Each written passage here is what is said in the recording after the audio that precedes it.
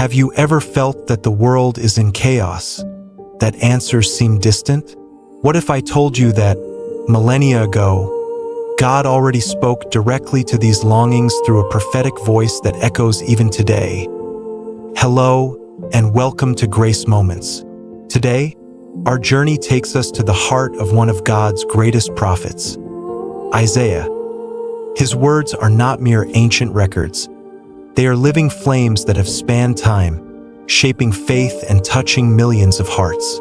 Prepare to be impacted. Introduction to the Scrolls. The Isaiah Scrolls were found in the caves of Qumran in 1947. Among the Dead Sea Scrolls, Isaiah is the only biblical text that appeared complete. That's over 2,000 years of preservation, a living testimony to God's faithfulness. These scrolls prove that the Word has remained intact, even in the face of wars, persecutions, and time. In the year that King Uzziah died, I saw the Lord sitting on a throne, high and lifted up, and the train of his robe filled the temple. Above it stood seraphim. Each one had 6 wings. With 2 he covered his face, with 2 he covered his feet, and with 2 he flew. And one cried to another and said, "Holy, holy, holy is the Lord of hosts. The whole earth is full of his glory." And the posts of the door were shaken by the voice of him who cried out, and the house was filled with smoke. Then I said, "Woe is me, for I am undone, because I am a man of unclean lips, and I dwell in the midst of a people of unclean lips. For my eyes have seen the King, the Lord of hosts." Then one of the seraphim flew to me with a live coal in his hand, which he had taken with tongs from the altar. And he touched my mouth with it and said, "Behold, this has touched your lips. Your iniquity is taken away, and your sin purged." Also I heard the voice of the Lord, saying, "Whom shall I send, and who will go for us?" Then I said, "Here am I, send me." And he said, "Go and tell this people. Keep on listening, but do not understand. Keep on seeing, but do not perceive. Make the heart of this people calloused. Make their ears dull and close their eyes. Otherwise they might see with their eyes, hear with their ears, understand with their hearts, and turn and be healed." The story behind it. Imagine Isaiah, a young prophet, in the sanctuary of the temple during a moment of deep political and spiritual crisis in Judah. Suddenly, he is overcome by a glorious vision.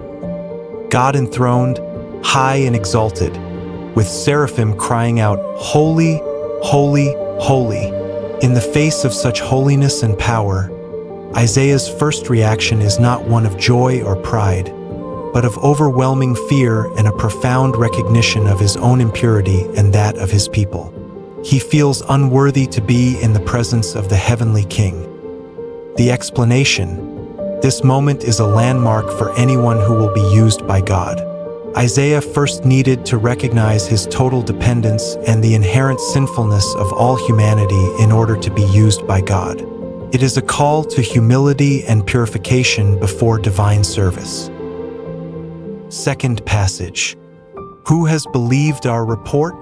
And to whom has the arm of the Lord been revealed?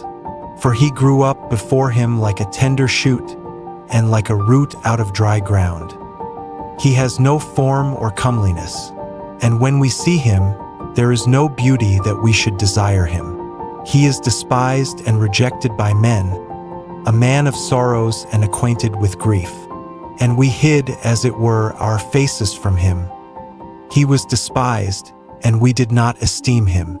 Surely he has borne our griefs and carried our sorrows. Yet we esteemed him stricken, smitten by God, and afflicted. But he was wounded for our transgressions, he was crushed for our iniquities. The chastisement for our peace was upon him, and by his stripes we are healed. All we like sheep have gone astray. We have turned every one to his own way, and the Lord has laid on him the iniquity of us all. He was oppressed and he was afflicted, yet he opened not his mouth. He was led as a lamb to the slaughter, And as a sheep before its shearers is silent, so he opened not his mouth. He was taken from prison and from judgment, and who will declare his generation?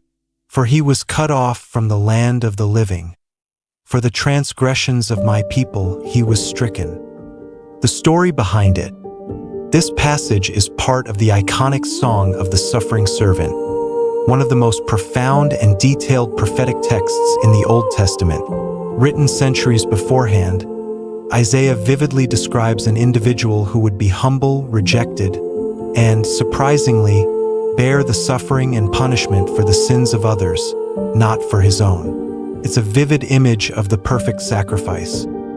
The explanation: this verse points unmistakably to Jesus Christ, the Messiah.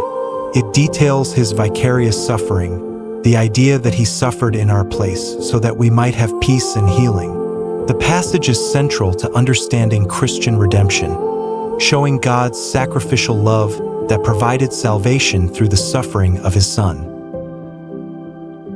Third passage: Ho! Everyone who thirsts, come to the waters. And you who have no money, come, buy and eat. Yes, come, buy wine and milk without money and without price. Why do you spend money for what is not bread, and your wages for what does not satisfy? Listen diligently to me, and eat what is good, and let your soul delight itself in abundance.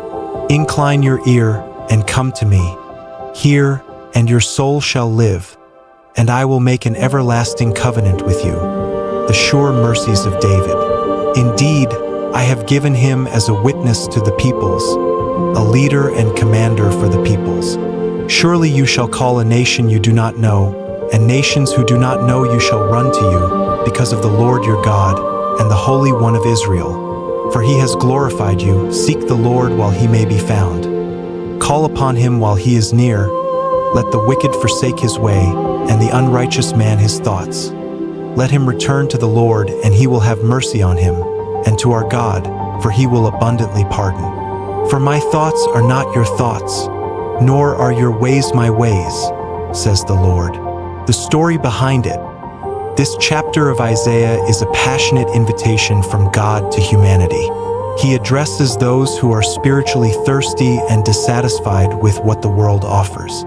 God invites them to come to him to find true satisfaction in life, offering an everlasting covenant. It's a call to conversion and faith before the opportunity closes. The explanation. This verse is an urgent call to action. It emphasizes God's mercy and the window of opportunity for reconciliation. There is a favorable time when God is accessible and willing to forgive abundantly. The exhortation is for people to respond promptly to his offer of salvation, abandoning sin and seeking him sincerely. Open Book Reflective Commentary to conclude. What makes Isaiah so special is his ability to unite justice with hope, condemnation with redemption, prophecy with promise. It is a book that resonates with the very essence of God's plan for humanity, revealing the complexity and beauty of his character. Through Isaiah, God not only announced the judgment that would come upon Israel and the nations, but also unveiled, with surprising clarity, the coming of the Messiah, the salvation that would extend to both Jews and Gentiles. He is a prophet who speaks directly to our time, to the current chaos, to the lack of faith, to the search for meaning amidst uncertainty. And he reminds us, even in the deepest darkness, God's light and promise will always shine, bringing hope and a path to true peace. Folded hands closing. If this message touched your heart, like this video, subscribe to the Grace Moments channel and share it with someone who needs to hear these words. May the peace of the Lord be with you, and may the wisdom of the prophets continue to illuminate your path.